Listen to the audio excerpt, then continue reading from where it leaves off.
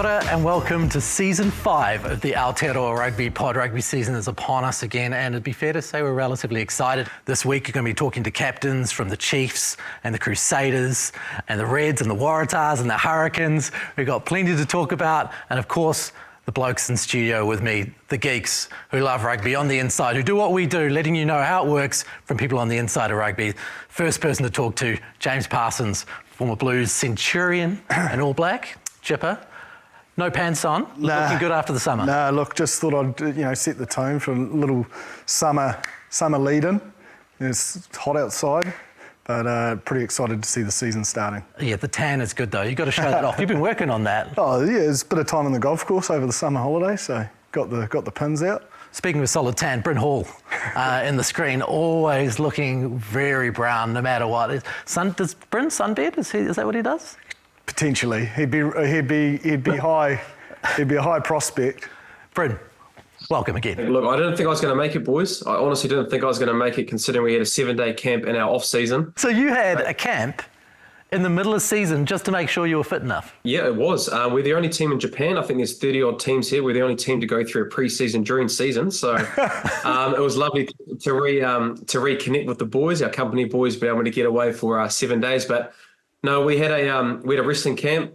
John Donahue, who's a well-known man here in Iwata, he put us through his paces. We did a lot of contact loads. So mouth guard was on, Jipper, and a few high impacts during the 7 days. The boys love working over here, so you definitely earn your yen money over here, Jipper. But we're sitting fifth, but Toshiba looking pretty nicely with Richie Moanga running the cutter. He's definitely chucking them on his back, and hopefully, you guys getting some coverage of seeing Richie and some great world-class players over here in Japan.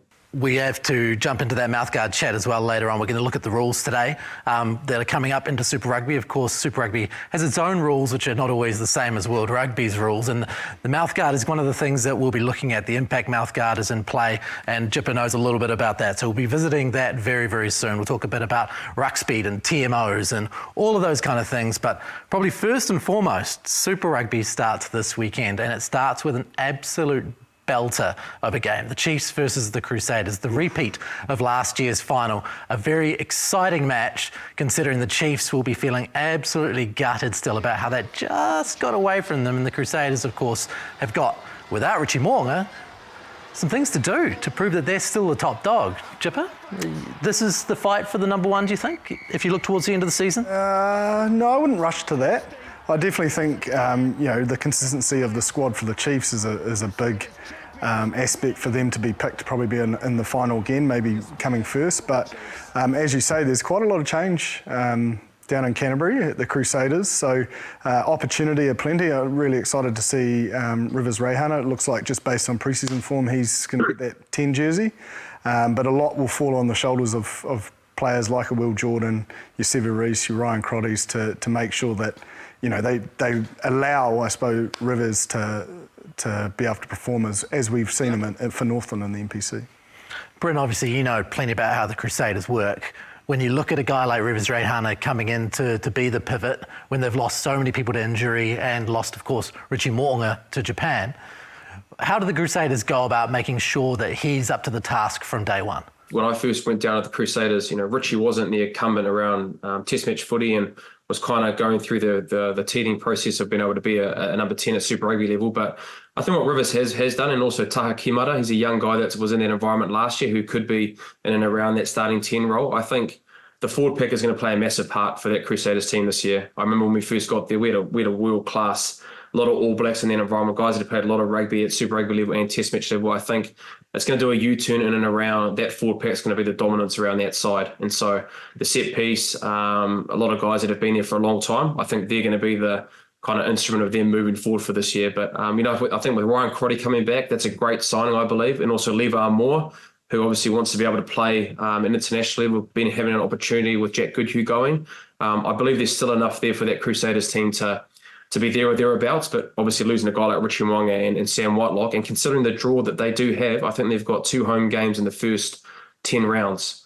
So they're going to go through a bit of a gauntlet in terms of having a win away from home. So I'm not too sure where they're going to finish on the table. I think the Chiefs and the Blues, they're pretty dominant, I think, with their squads that they've had, and more so the Chiefs, the kind of turnover that they've had and the experience of that group. So it'll be interesting to see how they go this week, considering there's a few injuries with the Crusaders at the moment. Bryn, just to be clear, did you suggest that the Crusaders aren't in your top 2 favourites for the title this year? I have, well, just considering with the injuries that they do have, like I'm not too sure what's happening with some of their players, and knowing that there's their All Blacks coming back, they come later in the first part of that season, and their draw that they do have, I think I've got them coming in third in that draw, coming into the final. So again, we'll back them at the back end of the year. They always show their strength at the back end of the year when they get that continuity, and all the players will be able to have good minutes. But I think with the Chiefs and the Blues in their squad that they do have, I think they're warranted around on paper to be, the top 2 teams at this stage. Chipper, I'm presuming that the Blues are in your top 2. Of course. And that's where you see this going. Do you also see the Crusaders possibly sitting 3rd or 4th, where the Brumbies are, or the Waratahs? I think the hard thing is at this time of the year, like pre-season form's one thing. Like, trust me, I've won many a pre-season cup, and then come to the real deal, you don't deliver. But you would have to think the Chiefs and the Blues are, what everyone expects to be 1 and 2. And I've been really impressed with the Blues. Like, you didn't know what to expect with a new coaching group and a bit of change, but Stephen Petafeta's really grabbed that team, and he looks red hot. So yeah, they're there. But the Crusaders, I mean, we always have this conversation about the Crusaders. If there's, I suppose when Mertens and Marshall left, then it was Carter, and Carter left, it was Moonga. So they're always going to fill it. Fergus Burke is injured, so I think he would have been the one that, so he's probably added the confusion for them around 10. Had he been there, it would be a little bit more settled. But I do think Rivers Reihana is a quality player, and given the opportunity and being backed, and we've just spoken about the players around them, he should be able to show up. But there's going to be some opportunity at lock with Whitelock gone. You've got Jamie Hanna, you've got Taylor Cahill, you've got George Bell filling in the 2 jersey while Cody Taylor's away. So there is a bit of youth and enthusiasm sprinkled around the Crusaders, which is probably not what we're used to. They've got that experience, but they still have guys like we've mentioned. Even Owen Franks is back there. That experience in and around training prepares these guys to be able to deliver. So I don't think it's a dead set they're not going to be in the top 2. But going on current pre-season form, I've got them at 3. Now, we did get a chance to catch up with both Chiefs captain Luke Jacobson and Scott Barrett, the Crusaders captain, earlier in the week at the Super Rugby launch. We'll be using a few of these interviews that we've done with a bunch of the captains throughout the next few weeks. And it was quite hard to get much out of them, but we pried a little bit of juice out of there. They didn't want to give too much away though, did they? Guys, welcome. Let's start the chat with a bit of run it straight challenge. We've heard some good answers already from a few different people. One person you'd least like to run it straight at, Scott? LJ's. He's got some solid shoulders on him. Yeah. Concrete shoulders. See if we can keep him there. Probably go maybe like a prof or something, maybe Ethan de Groot, one of those bigger boys, bit of more mass in behind them, eh? You peel out around the side and he's waiting there for you. Yeah. But you got to be going a bit faster to try and dent them, sort of thing. Probably dent you a bit more than you dent him.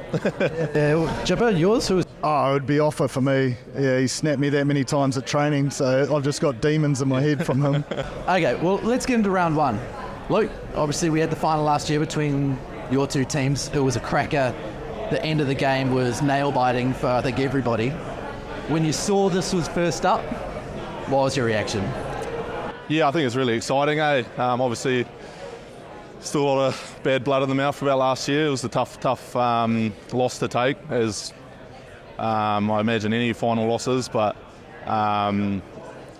exciting to see that we get to have a little bit of a rematch round 1. Obviously, it's not the one that matters the most, but it'll be exciting to get out and also put to practice what we've been training during the pre-season. We like to think that we've taken steps forward and to try it out against the best team last year. It's be bloody good, yeah. Scott, if you look at, I suppose, the shoes to be filled, Rob Penny, good Canterbury man, very successful at NPC level. Him coming back into the fold, how have you felt his sort of engagement with the squad? Yeah, been impressed with Rob so far. I've only had a few interactions with him, I guess with the group, been up in the UK last couple of weeks, and naturally with the bit of a delayed start from the All Blacks guys, so initially, and talking with the boys, he's had a good impact, and I guess it's refreshing as well, putting his own twist on things, and excited to see how he gets the group going this year. Luke, obviously Amoni Nawara came out, had that sort of stellar year, rookie year. Do you see anyone else of the younger players making a statement? I suppose Brad's moved on. There's a couple of young halfbacks there that'll be fighting it out. Yeah, got some real good competition between the halfbacks, Xavier and Cortez, and you've obviously got Triple T, who's a bit more experienced there as well. I think it'll be interesting to see who gets a nod first round. There's been a few Lucies as well, young Lucies that have been really having a crack for, I guess Sam's not there this year, so there's an extra Lucy spot there.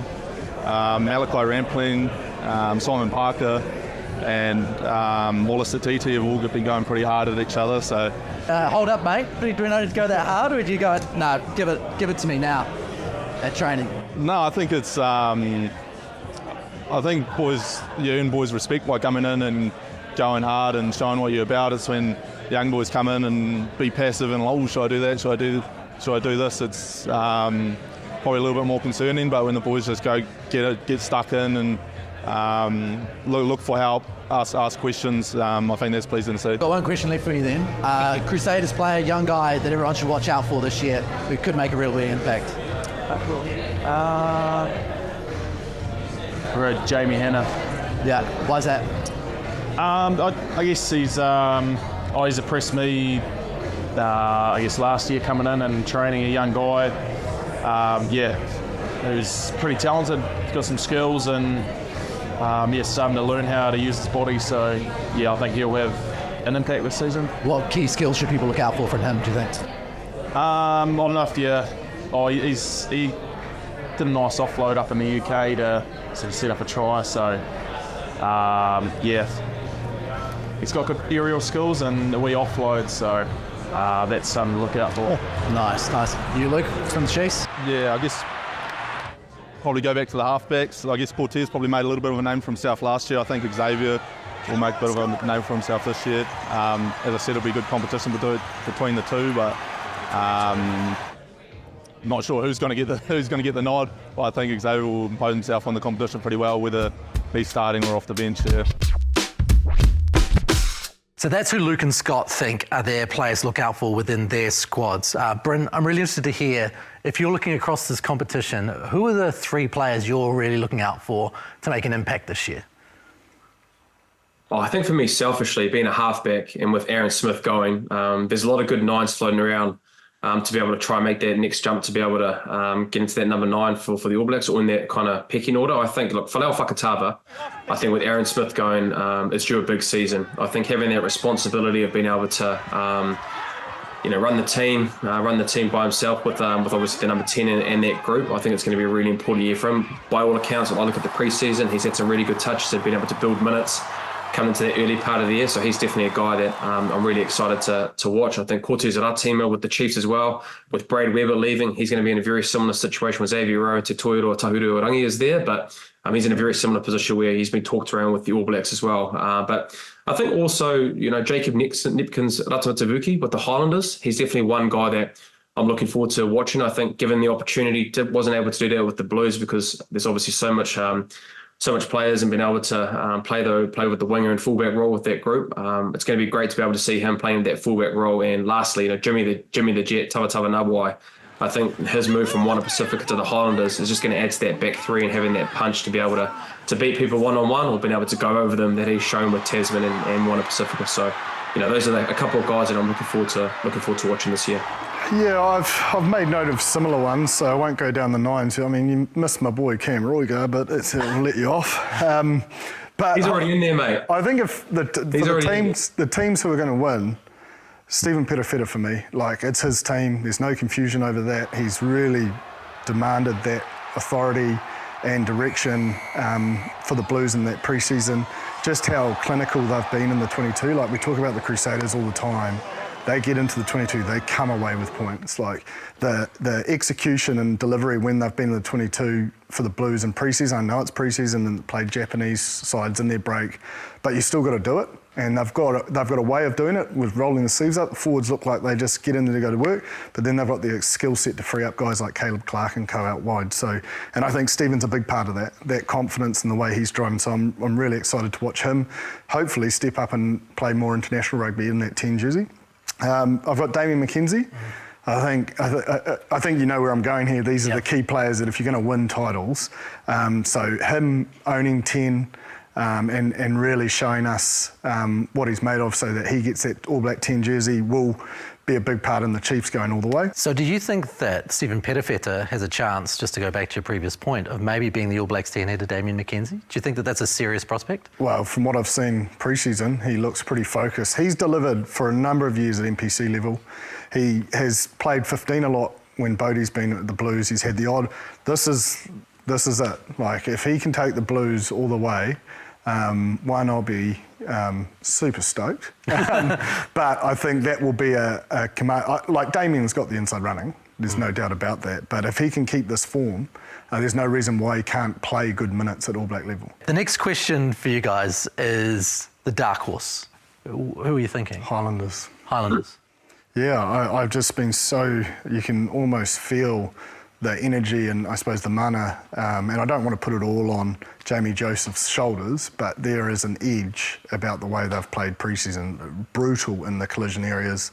I think they've got some players, I want to highlight Tanielu Talia, who's from Auckland. He's been at the Blues but just had injury after injury. I think we've seen pre-season what he can do in that 12 jersey, and he gives a real strong platform for them to play off, and there's a lot of young guys around him, so he is quite an experienced player in terms of years in Super Rugby squads. He hasn't got as many games as he'd like, but I think he's a great get for them, and I just think their pack, it reminds me of 2015, like everyone sort of just didn't expect them to do anything and they almost had that chip on the shoulder. It's very reminiscent of the run they went on. I don't think they're going to top the table, but I think they'll be third, fourth, maybe fifth, and have that ability to do what they did and do the quarter, semi and the final and take it all the way. Away from home, probably. Yeah, when you look at them on paper, you wouldn't say that they're really a championship contender, but you probably didn't say that in 2015 either. No, where it's different, Aaron Smith, Lima Sopawanga, that is probably the only area, but I think, Bryn's mentioned it, Folau Fakatava's got a point to prove. Cam Roygood's sort of come onto the scene and is the new big thing. Finlay Christie's still there, Cortez Ratama, so he's got everything to prove, and by the looks he's going to have a very, very hungry and enthusiastic forward pack that will give him that platform. Bryn, your dark horse. Mine are actually the Hurricanes. I just think, look, considering the depth that I believe that they have in that back line, you've obviously got TJ Petinata coming back into that group. You've got Cam Roygaard, who is pushing for higher on and else to be that starting 9. And you look at the kind of midfield of Sullivan, Proctor. You've got Rayasi. You've got Love. Balin Sullivan, you've just got so much depth in and around that back line. And I think they've got enough in that forward pack, considering their tight 5 with the likes of Lomax, Mafaleo, Amua, Namir, Stones. Those guys have played a lot of footy at Super Rugby level. And so I think, the one area possibly you might have to think would be the locking stocks. But, with Walker Leawetty, he's another guy that I think has been there for a long time. And it's probably time for him to be able to stand up and be that number one lock within the leadership role and being able to move forward for that group. You've obviously got Tucker, who comes in, who Jip raves about and what he can bring to that group. And obviously Delaney, who's a young man coming through that system. So I think collectively they've got a lot of depth in and around their backs, and they've got enough in their tight 5. And I think their biggest strength is their loose forward trio. Man, the depth that they have at that loose forward trio, and that's to say with Ardie Severe going, you've still got a really good loose forward trio of Flanders, Brennan Uwase, who else is in there? You've got Peter Larkai, who's had a great form. Yeah, Shields comes back and captains the side. So if you're talking around depth, and especially the attrition rate of what's probably required in the loose forward trio that we've talked about at rugby, I think the Hurricanes, have plenty of options at that loose forward trio. And based on pre-season, Duplessis Karufi's just continuing his form that he's had for a number of years as well. So, we sort of touched on it with Brad, which will, probably off camera more so, but he said, there's no guarantees. Even though he's, in that captain's role, he's still got to go out there and earn it. So I think they're a squad that can go all the way. And I suppose that's probably why I haven't seen them as a dark horse. But just as you were naming off all those players, I think Brett Cameron's crucial. He's played for the All Blacks. You know, there is opportunity for him to get further test caps because before he got injured, he was really running the ship tightly with the Hurricanes last season. Is he a championship team? Yeah, He is? I think he is. And purely because he's a selfless 10 and he utilises the X factor he has around him, but he's also firm enough, he has control on what's happening and when they want to be tactical for that territory or when they want to have a lick. But it's not only his ability to orchestrate, it's the way he runs when he doesn't have the ball and that he can sort of create defenders in that mismatch, and when you've got such powerful athletes outside him, it becomes very hard to stop. And then once people turn to trying to stop them, then it creates opportunities for him, and his passing game is second to none. So I definitely think he's got the ability to go all the way. And just on that as well, I think, I look at probably early in Richie's career, you're looking at a 10, right, who obviously, wasn't perceived as world class or where he was right now. Having a guy outside him is going to be really important. Having a guy like Geordie Barrett, who's the incumbent 12 and has a skill set in and around what's required as a 12 in world rugby, he's going to be massive for Brett Cameron. So with all the people that I talked about, with the depth that they have with their backs, a guy like Geordie Barrett is going to be massive for Brett Cameron's development throughout this tournament for sure. Now, we spoke before about how we'd spoken to Brad Shields at the Super Rugby launch. Brad's been through an interesting time over the last few years. He's gone to England, he's been a test player, suddenly not a test player. Injury kept him out of a World Cup and he was never seen again for England. We spoke to him about Eddie Jones, we spoke to him about Wasps going under, we spoke to him about his return to New Zealand, and the chances of maybe being an All Black after 3 years out and being very much eligible. So what was it like walking back into the changing room? I suppose there weren't that many faces who were the same after your years away. No, well, I mean, there's a few nappies floating around now. There's a young sort of demographic in the squad, but at the same time, there's a lot of guys who sort of were coming into the fold as I was leaving. So, Duplessis, Braden, Devon, you got Billy, you got Peter Jensen, Geordie and so forth. So, like, there's a group of guys now who are the core group of the Hurricanes that are still there and moving into those leadership roles. So, very encouraging and it's also very fresh, so it's nice.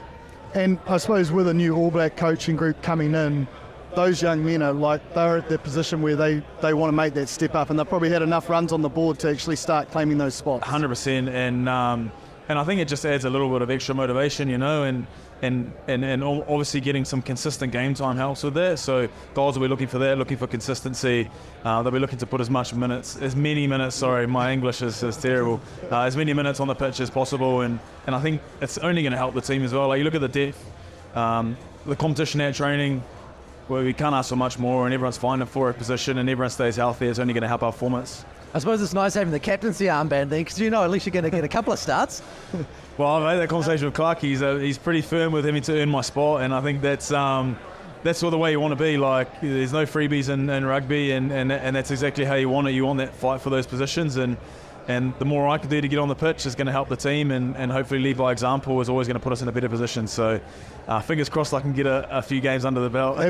Have you signed that piece of paper that can make you available for the All Blacks? Haven't even thought about that. Please. I've got to think about the Hurricanes first. Yeah, good answer. That's a good lie. That's a good lie. But looking back at your time in England, you've seen some interesting things along the way. You're at Wasps and the club folded. You played under Eddie Jones. You've had some experiences over there that are quite different from anything you would have experienced here. Maybe we'll start with Wasps. What did you learn from that experience of being at a club that suddenly doesn't exist? It's pretty tough to go through something like that, and I think it was, I've said it a few times of late, it's a pretty difficult situation to be in, and be treated like that is pretty tough.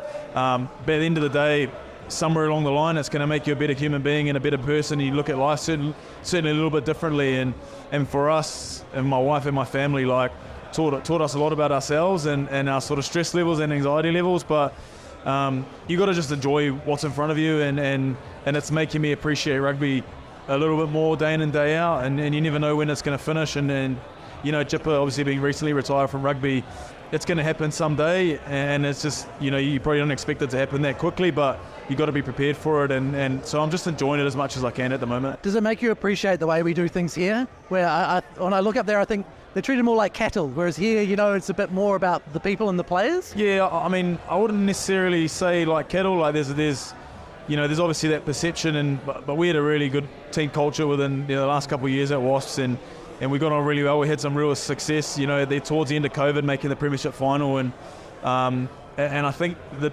there obviously is a difference being owner-driven, or one owner-driven, and once the owner sort of doesn't want to put any more money into a team, you know, where do you go to from there? So, I guess in a way there's some regulation within New Zealand, and obviously New Zealand Rugby are at the forefront of that. So I guess that's security in a sense, but I mean, no matter what team you're in, you think you've got security when you sign a contract, so it's quite a difficult one to swallow. But look, I think rugby on a whole up in the UK, they've had to sort of have a bit of a reform and look at the way they do things so it doesn't happen again. And unfortunately, you know, we're one of 3 at the moment, and obviously with Australia as well, it's a touchy subject. So rugby's got a few curveballs to come, I think. Not to keep going at the hard questions there, Brad, but Eddie Jones, your experience with him in England, you know, he's copped a bit of flack, but, you know, he must be pretty handy because his record's, you know, pretty strong. Yeah, I loved it, being in that environment and being coached by him and Steve Borthwick as well. And I think, for me, their standard is right up there, and they expect a lot from their players, and they drove a lot of connection within the group when I was there, and I think it just got the best out of me. And yeah, Eddie's a colourful character, and I think a lot of the stuff that he does is probably he sort of does it to take a little bit of heat off the team, you know. So and all they can do is focus on their performance. So look, it's some real interesting at times over the last sort of couple of years, but at the same time, I really enjoyed it, and I reckon it was, you know, some of the best rugby that I've ever played, and grateful to be in that environment and be coached by a couple of the best coaches in the world at the moment. Are the players laughing when they see the quotes from Eddie, you know, because they know what he's about? Yes, I mean, we don't really see it a lot of the time, you know. Like, you think, I guess it is. I guess it's a little bit comical because, you know, you kind of get one side to Eddie, and then when you're back in front of the team, it's a little bit different because it's probably a little bit more intimate, and you probably see a little bit more than what the media sees and what the general public sees. So, you've got a new coach, Clark Laidlaw. You're obviously a new captain. You come in together at the same time.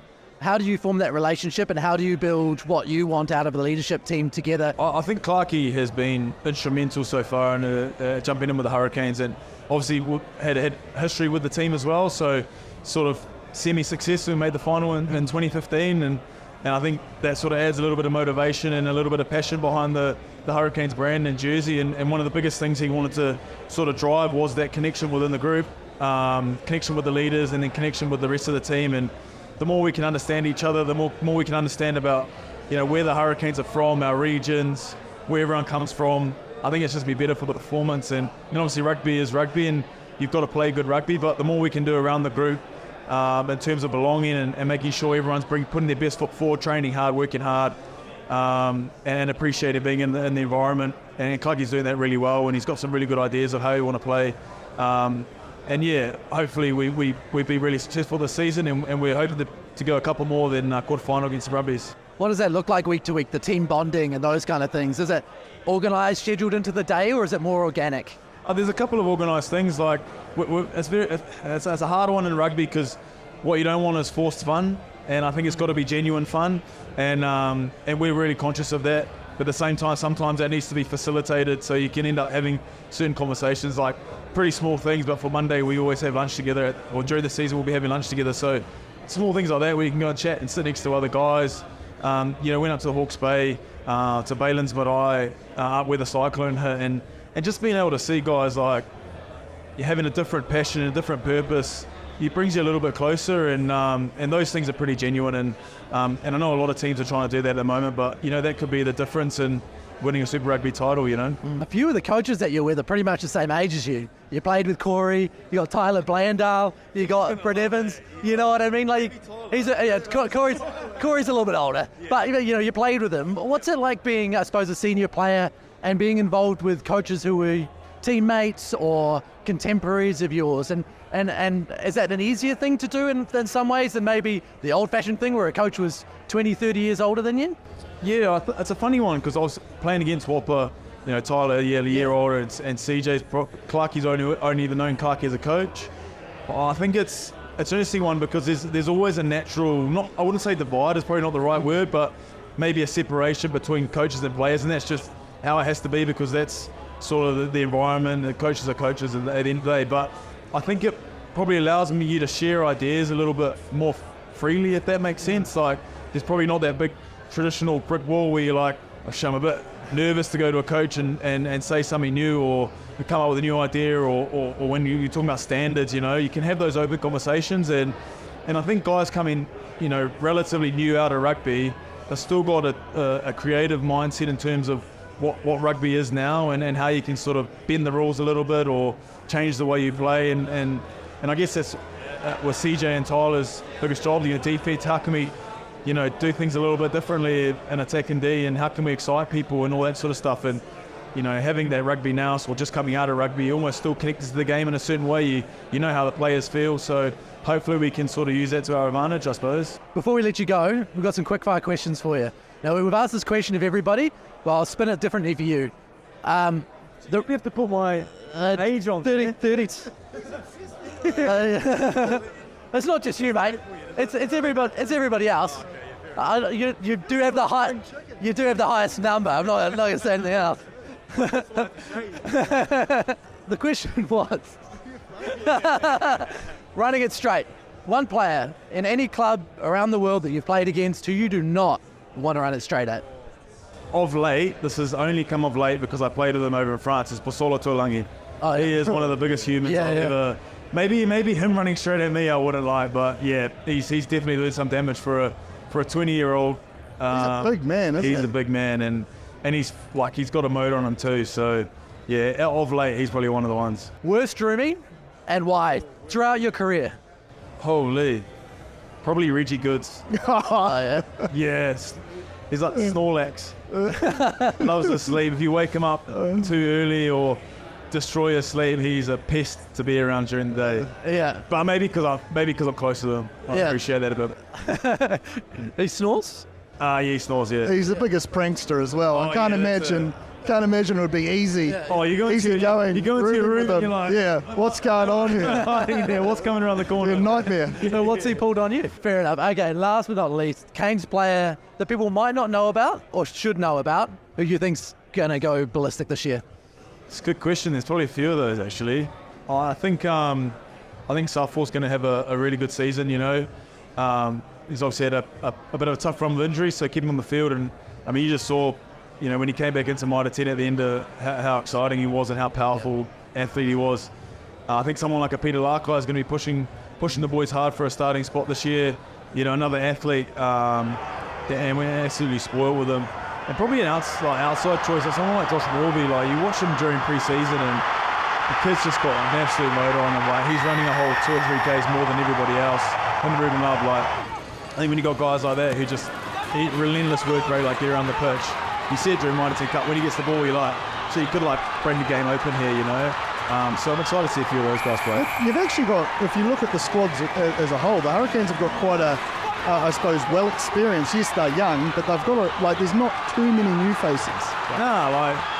There's obviously guys who've been around for you call group to be around 4 or 5 years, and then you can see the consistency starts picking. I think we're sort of hitting that at the moment. There is some guys who are inexperienced, but majority of guys have had Super Rugby experience, played pretty decent minutes for Mitre 10 Cup. A few All Blacks who you can share some of that experience as well. So it's pretty exciting. So plenty of players to watch within that Hurricanes camp, but what about those guys that no one's ever seen before coming into this competition this year? Who's your rookie to look out for? I'm going to go for a young man that's playing for the Drua, Isaiah Armstrong-Rivola. The reason I'm saying that is because he had some opportunities off the bench for Manawatu, and he's just one of those natural players that has time. Even when there's line speed pressure, he looks completely relaxed. He is prepared to pull the trigger. He has a beautiful flat pass. He's explosive and he can probably play 10-15. I don't know where they see him. I haven't got any footage of the Drua, but I hopefully that they see him playing a starting role. If not, definitely a bench role. And I think he's the sort of player that will announce himself. Bryn, how about you? Macca Springer is one that comes to mind at Super Rugby level. I think, considering with Leicester Whainganuku gone in that winger role, with Lee Halfpenny being injured and obviously not too sure around what's happening with Will Jordan, I think he's going to have a massive play and probably be in and around the starting and being able to give a massive impact for the Crusaders. I've also gone for the Highlanders, the number 10. Obviously, Reece Patchell has come from Wales, who is going to bring a different skill set for that Highlanders team. But AJ Faleafanga is one number 10 to watch. I think he's very, very similar to Alima Sipawanga actually, and Richie Mo'unga with his kind of movements that he has as a 10. And I think he's one guy with Cam Miller, who's obviously the other number 10 there. I think he's definitely one guy that if Reece Patchell isn't the guy moving forward, he's definitely a guy with number 10 who's kind of has a big future. So those are the two men that I've chosen to look out for this year's rookies. And what we haven't spoken about so far is the Aussies and the impact they'll have on this competition. Bryn, when you look over the Tassie, which squad is the squad that you think is going to make a real impact? The Rebels. Sorry, I've got them coming last. Sorry, Rebels fans. I've actually got the Waratahs, man. We've said it a lot, me and Jip, the past couple of years. But if you look at their squad and the amount of Wallabies that they have, especially in crucial positions as well, like they should be there or thereabouts, not being the fourth or fifth, and being able to really try and strive for that home semi-final. So I've gone the Waratahs, but at the same time, I actually like the Rebels in terms of what they've done in and around their signings. I think Matt Proctor as a centre is going to be massive for that group, what he can bring as a player, and I think that kind of world-class sentimentship, I don't know if that's a word, but get the idea of now. What he can.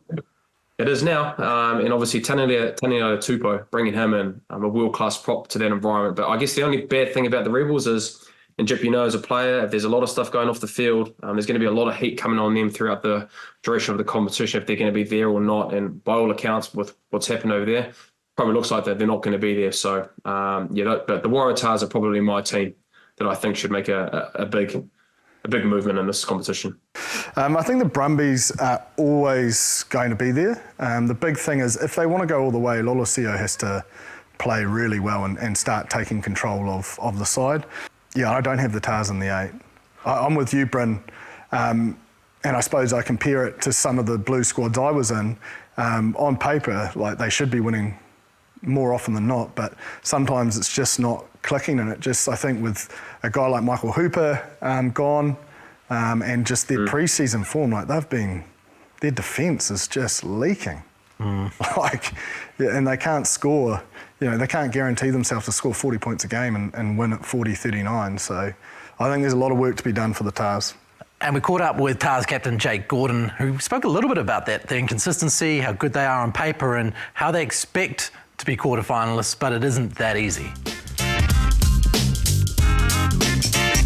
The last 2 years have been okay. I thought in 2022 we had a really strong year of competitive, especially off the back of 2021 where we didn't compete really that well at all. And last year was really disappointing where I thought we built quite nicely.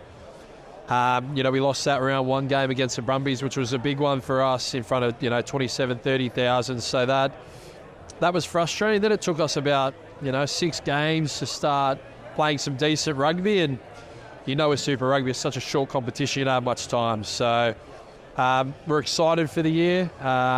We've had 2 trials. We've learned a lot from those 2 trials. We played the Reds in the last game, and I guess the beauty is we've had 10 days to prepare now. We're not going to play on the weekends, so we're excited for round 1 up at Suncorp. Now, I have to ask you, mate, because you seem to just do it time and time again. Intercepts. Do you do, defensive work on teams, or you just feel like they're a little bit sluggish and trying to get that wide ball? It's freakish how many you've got. It's I can't give too much away around it, but because the halfbacks get the shits with me at training, and the 10s are like, what are you doing? You reckon the whole session, but you need to practice it. And to be fair, our defence coach, Jason Gilmore, is exceptional. He's quite innovative around how he sees the halfbacks defending, and it's a big play if you can pull it off. Well, you've started a trend because halfbacks do have this licence now all around the world to sort of shoot and fly, either make a spot hit or go for the intercept. I'd love to say I came up with it. I saw a Welsh halfback do it first. Yeah, he was the first to do it. I'm like, this is epic. If you could just take this, I don't like tackling either. Well, I actually don't mind it, but anyway, I'd rather take an intercept and have a go at it. But yeah, you see, defence changes. And there's an opportunity often off an edge to have a look at it. You saw that and you took the tape straight to the coach, did you? Of course I did. Made my own highlights reel too, mate. Put me in, coach. I can do this. And that's where it's important to skip it. Because then you're like, well, actually, the leadership group approves. Let's go from there. Agreed. Full leverage. All right, that's good. As far as you've got consistency in the squad, That's a real key thing for success in Super Rugby, isn't it? Because you can pick up off those lessons learnt early, like you said last year, and create some consistency rather than having to learn that lesson again. Yeah, I think the squad is quite consistent, which is pleasing. But also what we've done, we've got some really good talent in. You know, we got Moles, who spent some time over at Clermont, did 3 years there. He's an Australian guy. He's about 2 metres tall, massive guy, physical. I don't want to talk down on second rows, but he's actually quite coordinated too, which is surprising. But yeah, and he moves. Yeah, and he moves. Well, we'll see about that anyway. But he moves really well. So, and he's a young guy and he's physical, and you know, I'm excited for him for the year. But what we noticed around Super Rugby, especially in some of the other games, you get that 60-minute mark and the good teams roll on a bench and they even go another level. So we've got to be able to match that. There's always a battle in Australia between NRL and rugby union. Max Jorgensen, can you just probably tell us a little bit about what makes him such a special talent? Obviously, rookie year, he was great, scored a try, I think, with his first touch, made the World Cup squad. He's got so much growth, doesn't he? Yeah, he's like, it's so rare for a guy to be at such a young age and look so deadly. Like, I think the first game he scored 2 tries on his debut, and you know, he flew out of the blocks, and then we played the Hurricanes a week later. He scores a freak try in the corner. It's really hard to explain because he's not a massive guy, but he's really strong in contact, strong hips, reads the game really well. He's just a natural football player. He reminds me of Curtly when he first started playing. So he's been great. A really unfortunate sort of back end of the year for him. He got a great opportunity to go to the World Cup and copped another injury, but a year on, more experience, and you know, I can imagine he'll be getting better with age. Where do you see him, you know, sort of fitting in, fullback, wing, or? Yeah, fullback possibly, anywhere. Yeah, you know, we got a really strong back three, Dylan Peach and Mark Nwanga are deadly, and then you put him in the mix, it's, you know, pretty frightening back three, but he's the sort of guy you can almost put anywhere. He'll do a good job for you. Maybe, hopefully not halfback though. Can't do it. One quick question. There was one player in Super Rugby that you'd back yourself running it straight at. Who would it be? Nick White. Running it straight? Yeah, you're running it straight. Can he be a teammate of mine? It could be anyone you like. Lockie Swinton. Yeah. He'd be one up top. Jeez, Tate said Darcy Sway. Did he? So, between the two of you. Halfback. Full of courage.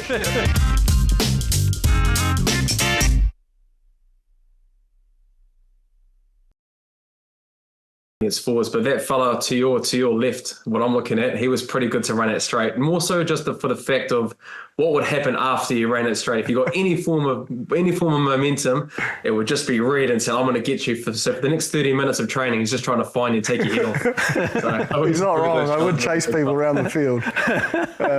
She was a bit redhead. I thought you were going to say Artie, mate. Oh, mate, he doesn't need to. He's in my head even in Japan. He's followed me to Japan and he's in my head over here. So I get to see him twice a year. So we can still cut off the scrum. So I'm on that side. I just cut the ball off so you can get our flankers to deal with that.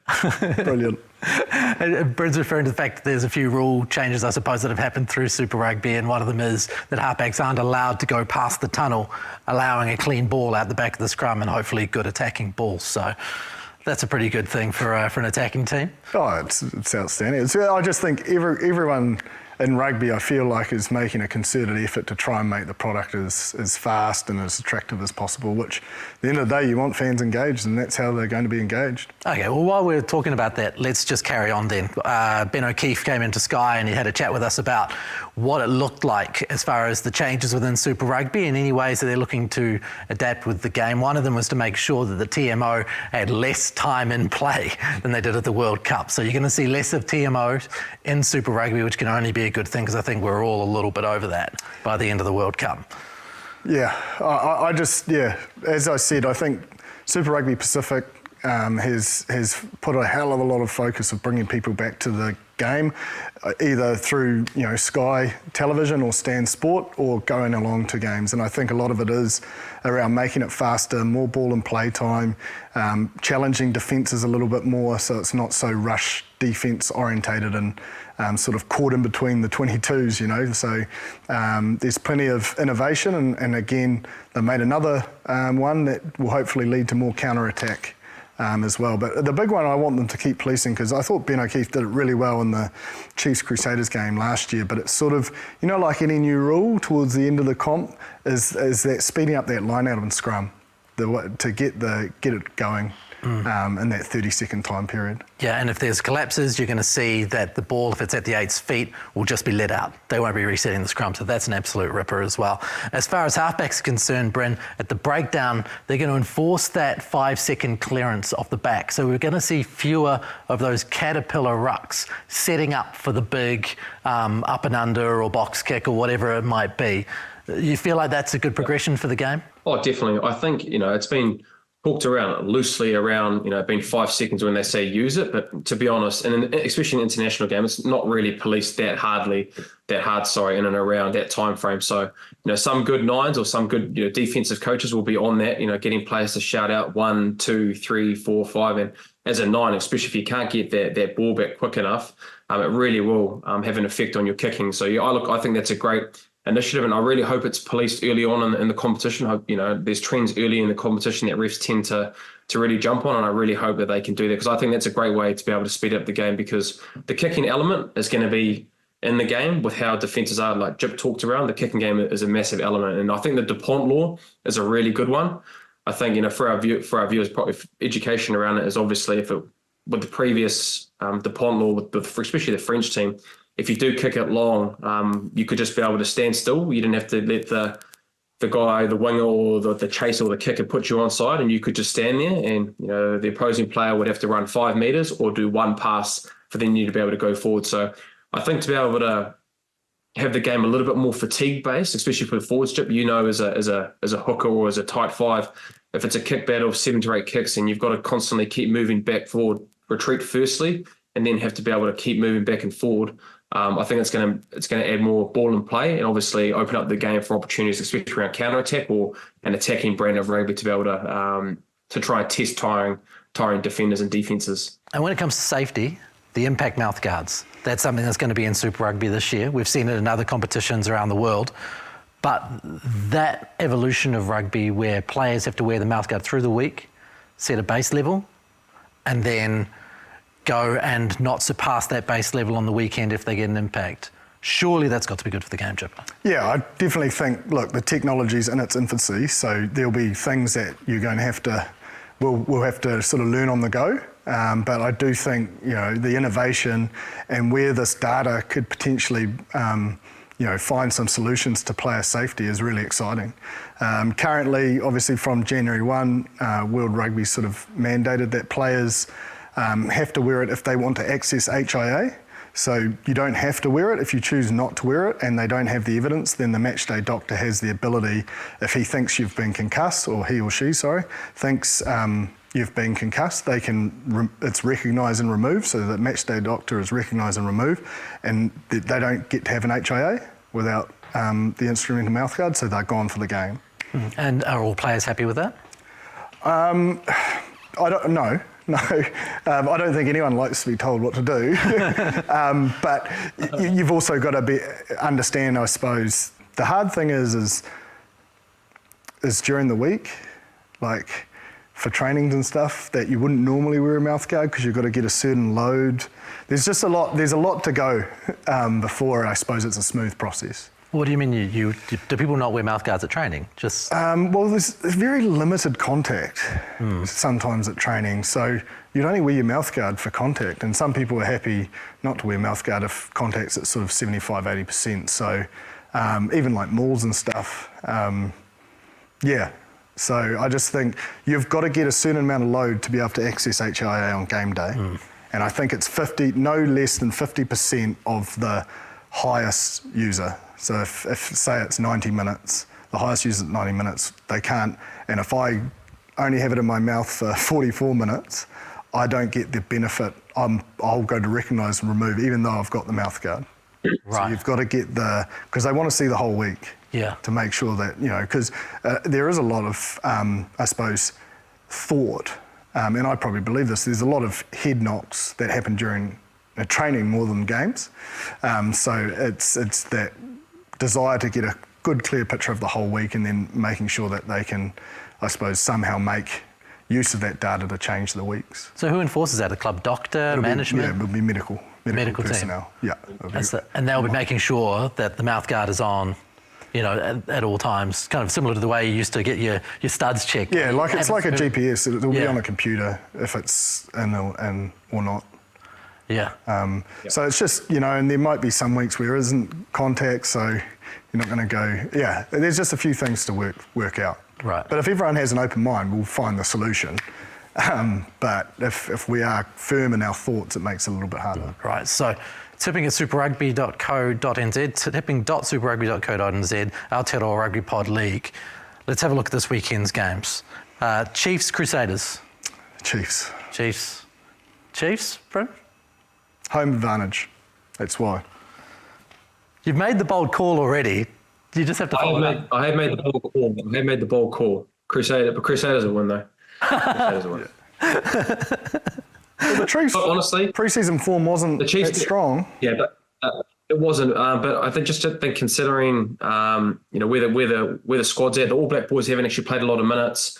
There's obviously going to be the rivalry in and around what Luke Jacobson's saying around it's personal for them. So it'll be a big week for them. It's going to be tough. It's going to be a tough ask for the Crusaders to go up there round one. But I'll back the Chiefs. I'll back the Crusaders. The key, though, when you start thinking about it being personal, is you don't want the emotion to, detract you from what you've got to go out there and do. And that's why the Crusaders, they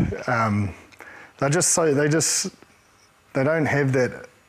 I suppose that emotion, they are just so matter of fact. This is how we play. I've said it time and time again, you know how they're going to play. Beat us. But stopping it is the challenge. Right, yeah. Okay, Rebels, Brumbies. Brumbies. Force v Canes. Canes away. Bryn? I saw like a couple of the boys on Instagram. It's like 42 degrees there. So obviously it might be a bit cooler. I'll go the Hurricanes, but yeah, wouldn't be surprised if that's first game of the year they lose that game. Tough in Perth first game, with that, especially being that hot. But I'll go the Canes. Yeah, I'm going Canes. Right, Blues v Drua. Blues at home. Yeah. So there was only. I won't even ask a question. Blues v Drua. Blues, but man, it'll be great. It'll be a great night. It's up in Northern, correct? It is. The naughty North. Yep. Naughty North. Naughty North. That's story there. No, that's what Tom Robinson always called it, the naughty North. Well, there's definitely a story there. Probably with him, yes. Highlanders versus MP. Highlanders. Yep, Highlanders. I've been impressed with MP pre-season though. Yeah. I think obviously, I want them to do well. I'm a big fan of Tom Coventry's and Tana's, but I definitely think you've seen an impact of them.